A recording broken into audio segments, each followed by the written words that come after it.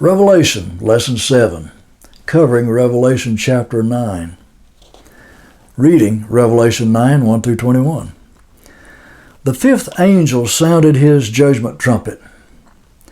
Now remember, there were 7 seals. All of them had been opened and those judgments revealed. And there were 7 judgment trumpets, and 4 of them had been blown already. And an angel announced to John that there would be 3 more woes from the 3 remaining trumpet judgments. And this is the first of the final 3. Also remember that these are God's judgments against rebels on earth.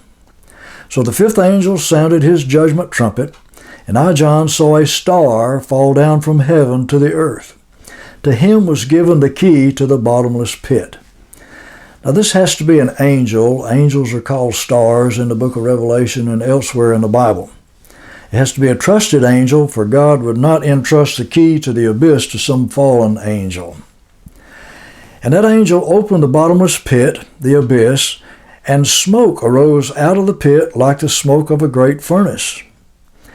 Then the sun and the air were darkened by the smoke from the abyss.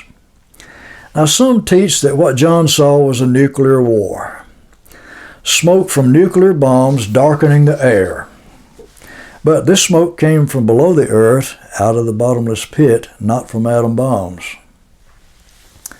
Then out of that smoke locusts came upon the earth. Now these are some kind of spirit beings that are now confined to the abyss. Obviously they're demons. So there are demons on earth, and demons confined to the bottomless pit. And to them was given power as scorpions of the earth have power. And the demons were commanded, obviously by God, through that faithful angel, not to harm the grass of the earth, as ordinary insect locusts would do, or any green thing, or any tree, as natural locusts would do, but only harm people who do not have the seal of God upon their foreheads. And they were not given authority to kill those people, but only to torment them for 5 months. And that torment was like the torment of a literal scorpion when it strikes a man. And in those days, people will seek death and will not find it. They will desire to die, and death will flee from them.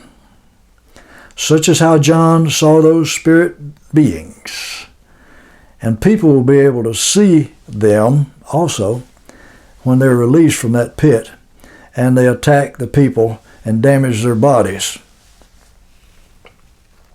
And the shape of those locusts was like horses prepared for battle. On their heads were crowns of something like gold, and their faces were like the faces of men. They had hair like women's hair, and their teeth were like lions' teeth. And they also had breastplates like breastplates of iron, and the sound of their wings was like the sound of chariots with many horses running into battle. They had tails like scorpions, and there were stings in their tails. So these are strange-looking creatures that John envisioned, but they were demons, and they're real, and they will appear to people and when they attack their bodies in the last days under the Antichrist.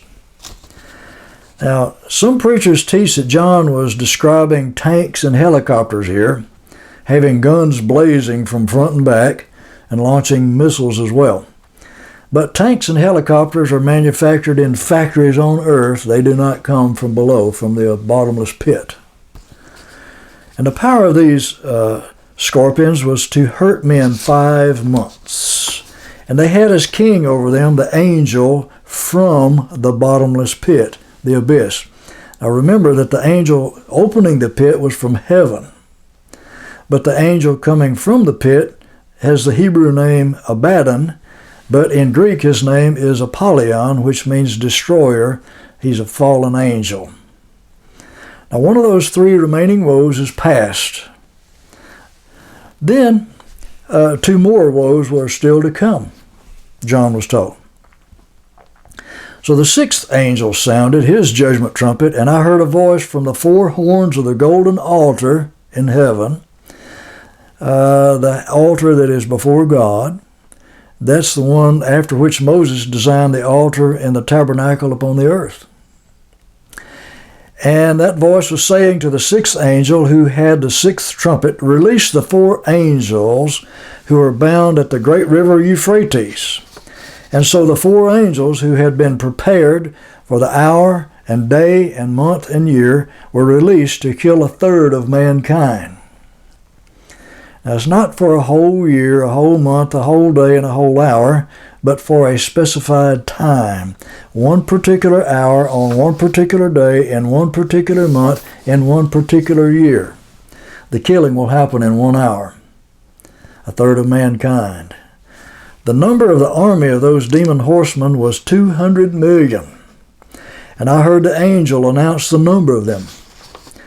Now that is 200 million demons, not human soldiers on horses, because remember that they will come out of the abyss, not from Russia or any other place on earth.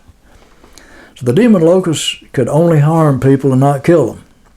These horsemen will kill. Both will be from the abyss and will be demonic in nature. Whether they're the same group or not, I don't know. This is how I, John, saw the horses in that vision. Those who sat on them had breastplates of fiery red, hyacinth blue, and sulfur yellow. Moreover, the heads of those horses were like the heads of lions, and from their mouths came fire, smoke, and brimstone. And by those 3 plagues 1/3 of mankind was killed, by the fire and the smoke and the brimstone which came from their mouths. Because their power is in their mouths and in their tails, because their tails are just like serpents having heads, and with them they do harm. And this is the way John saw these demons, which will be on earth in the last days under the Antichrist's reign, and will torment men who are not godly people, torment people who do not have the seal of God in their foreheads. But all the rest of mankind, after all these things, who were not killed by those demon plagues, did not repent of those evil works of their hands, that they ought not worship demons and idols of gold, silver, brass, stone, and wood, which can neither see, nor hear, nor walk.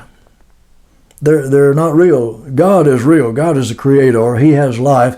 Demons are behind idols, and idols are just forms of stone and metal and so forth that have no life in them. Nor did those people repent of their murders or of their sorceries, drug deals, or of their sexual immorality or of their thefts. Stubborn people. Now, people in some nations today still worship idols made of wood, metal, and stone.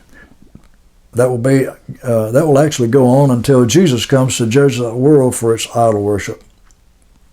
But the supposedly civilized nations of this planet are just as guilty of worshiping idols as those who actually worship statues made of wood, metal, and stone. Money power, political power, and a million other things are worshipped by both rich and poor in the fallen world system. For most people put their trust in those things instead of in God. That is what idol worship is. Trusting in created things rather than in the Creator and the Sustainer and the Redeemer of all mankind. Moreover, the majority of the world's population refuse to repent of any of their sins, just like we read about people in the end times in the book of Revelation. The times that we're in the edge of right now. So where is God? Just where He says He is in His written word, the Bible. And in the near future, He will bring about what we're reading about in the book of Revelation, and no one will question His whereabouts after that.